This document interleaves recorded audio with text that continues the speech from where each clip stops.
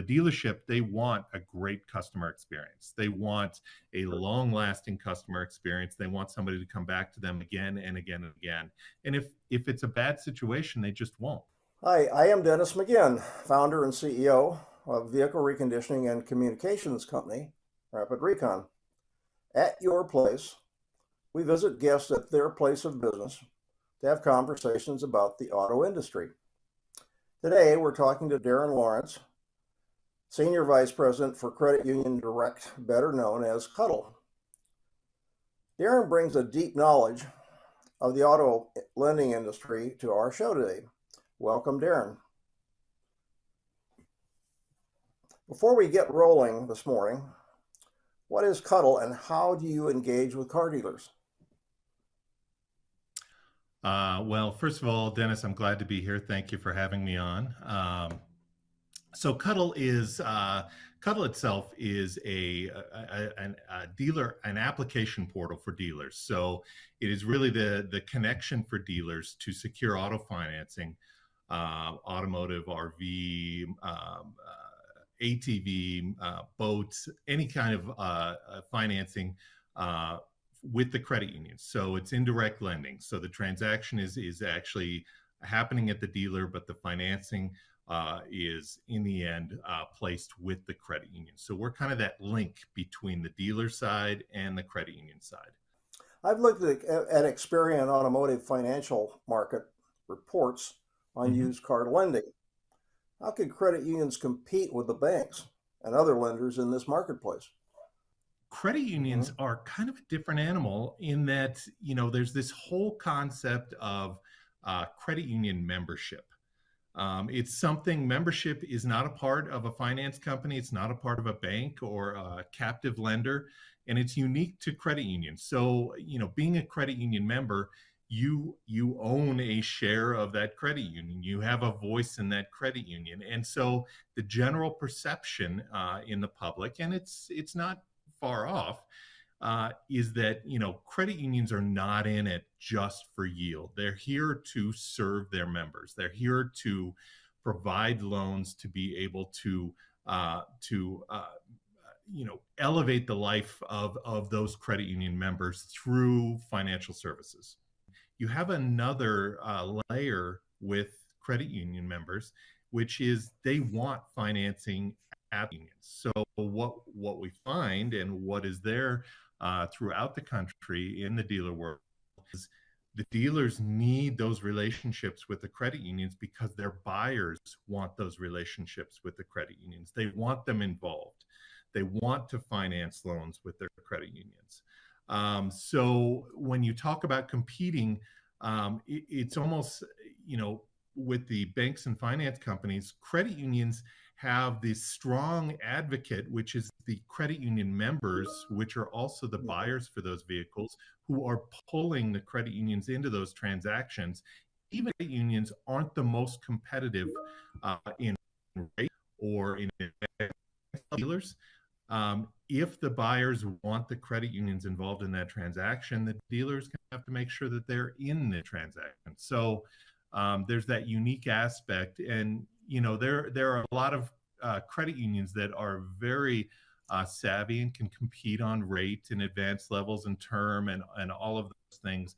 But this other factor really solidifies credit unions being present in this industry. Do most of the buyers that use a credit union through the dealership, are they already, typically, are they already members of that credit union? And so they've got the credit union has a head start or a preference? Yeah, for credit unions, really, indirect automotive transactions are a source of new members in general. The dealer, of course, they've got their captive, depending on who they are, Ford Motor Credit, et cetera. But the options really are presented through the F&I departments at the dealerships, right? So typically then they assess the different options that they have to work with this particular customer's profile and then present them the options. So is that kind of the way it works? It is. So really, in an indirect automotive transaction, yes, the dealer is arranging that financing, and you're correct. And this model is changing, and I'll get into that. But today, the way the vast majority of transactions happen is you've got an F&I department, uh, and their staff typically targets certain lenders for different loans, depending on consumer credit quality, depending on the collateral, depending on the payment needs. All of those things come into factor when they're trying to figure out where to place that loan. Okay. Okay. And this is just kind of an assumption, but I've blown to have blown credit unions like at Hewlett Packard when I was there and so on. And it seems like you feel like if you're not looking for a special credit situation, uh, you're more comfortable with the person with a credit union um, rather than a bank option that you don't really know. That may be my own feeling, but would you say that's a typical response to that? Since car Well, is a it's big deal, funny. it's a huge purchase. Pardon?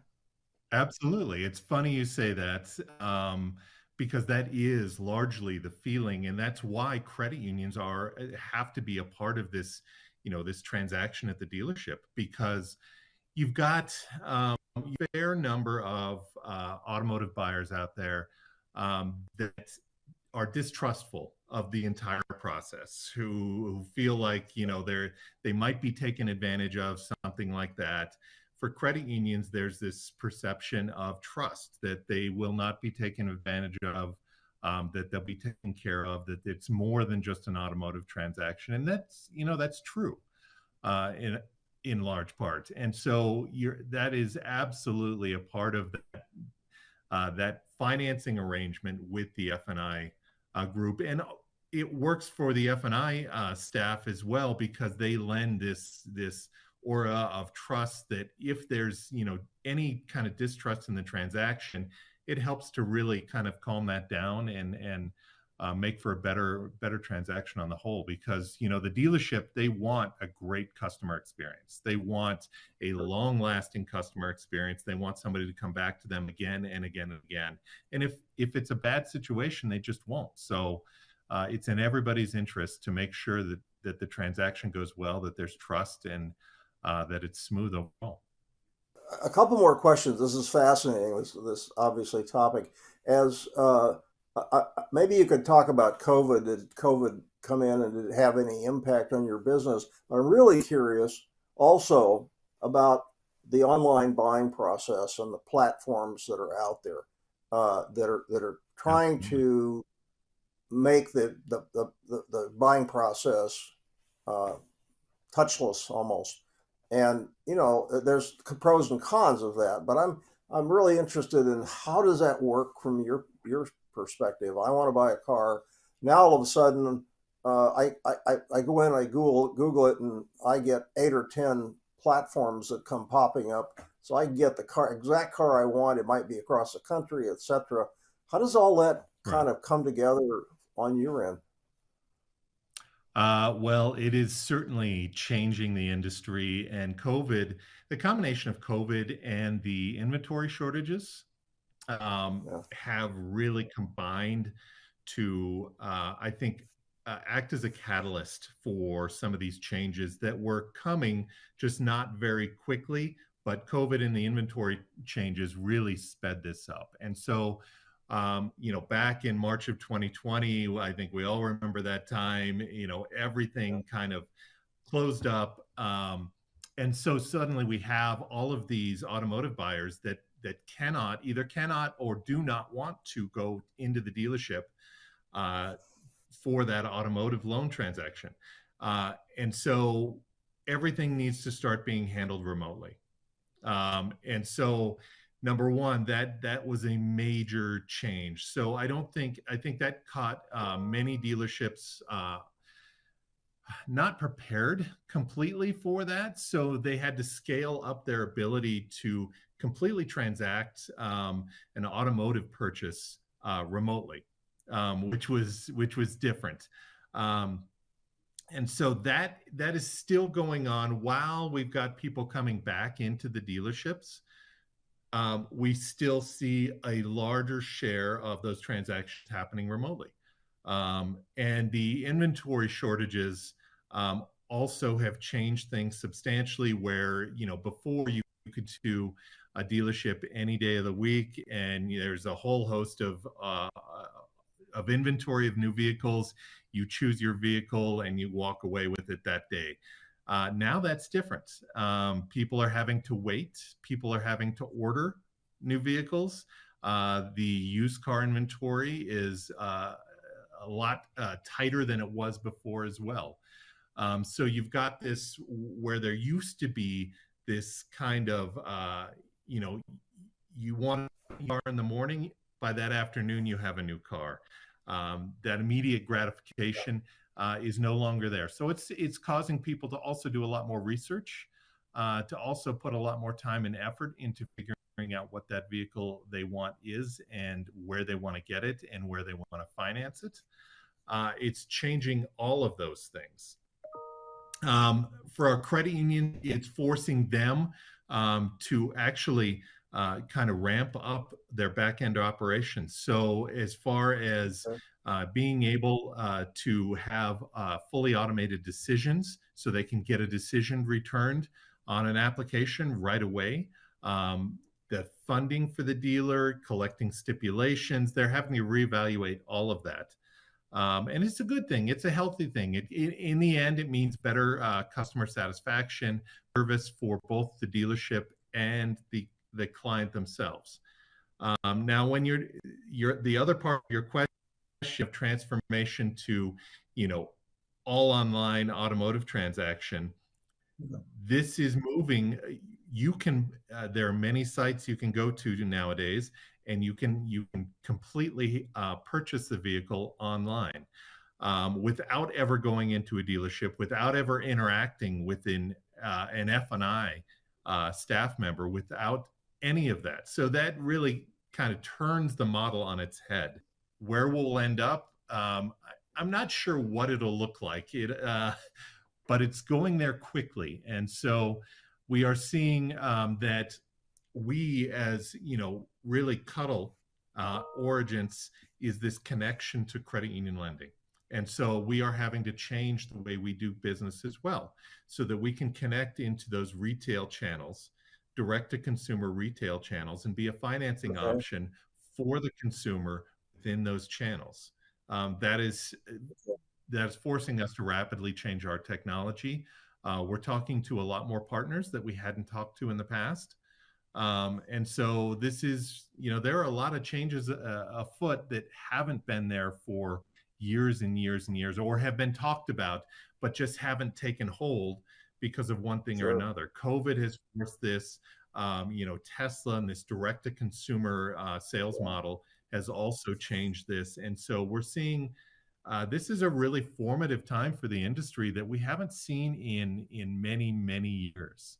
It's a really interesting and fun time to be a part of this industry.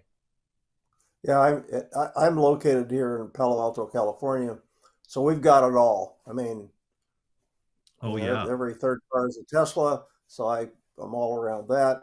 And we've got the younger buyers who are quite happy to not have to engage with people because they feel obviously they can do this without that. And it must be so.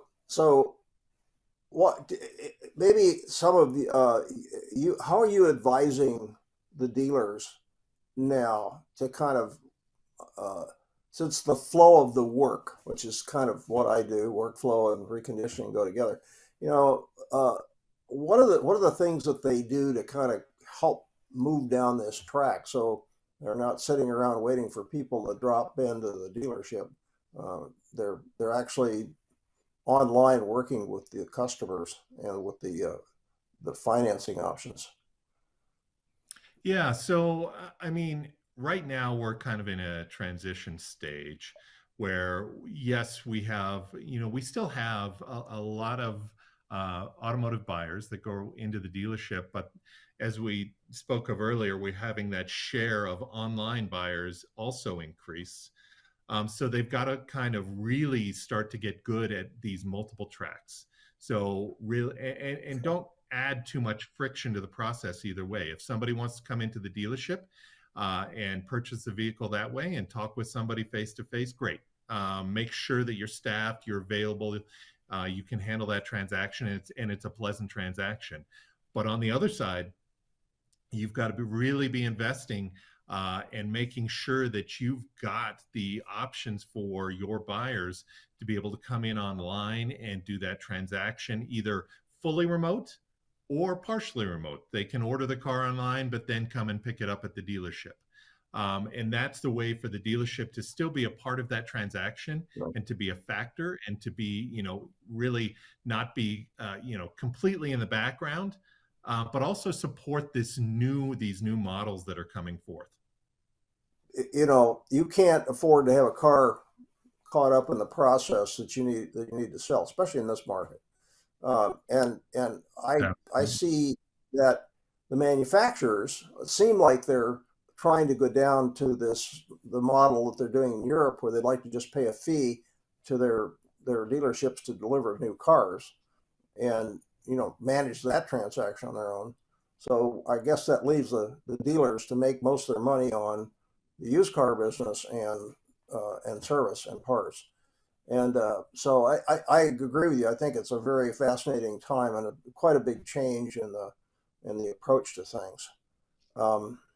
But I really appreciate your insights to this, because I don't know a whole lot about your part of the business. I think I know enough of it to just be dangerous. But if I were out buying a car and whether it's new or used, and I looked at captive versus banking versus credit unions, I would look at the credit unions first, because I have a better feeling about the ones I've worked with, right? That I get a fair deal, and frankly, if I needed something over and above just the basic transaction, whether it's some kind of service or support or whatever, it would be there. So for sure. Yeah, Dennis, we're talking about changes in the dealership industry. There's some other big changes. What you hinted to about speed of recon, with the limited inventory supply, speed of recon is incredibly important. But forever we've had, we have two different types of dealerships. We have franchise dealerships that sell new vehicles that represent a manufacturer like Ford or Nissan or Toyota or whatnot. And then we have independent dealerships. Independent dealers mainly sell used cars. We know since the inventory crunch, we've seen used car prices just go through the roof. And so we've also seen, a tightening of availability of used cars. And what that has spelled for the independent market is many of the independent dealerships cannot get the vehicles they need to be able to stay afloat. So we've seen a lot of independent dealerships either sell or close altogether. And this is a tightening of that segment of the market, which is also very different. So it's changed the dynamics. So a lot of people have, used car, independent automotive dealers who focus on used cars. They've been a mainstay of the industry for a very long time, and we're seeing a massive thinning of that segment of the industry taking place right now. And I don't see that changing anytime soon, because honestly, the inventory shortages, they're going to be here for a while. We're not at the end of that yet. Yeah, no, that's a good point. Thank you for your time and your insights, and appreciate it. And have a great weekend. I've enjoyed it today, Dennis.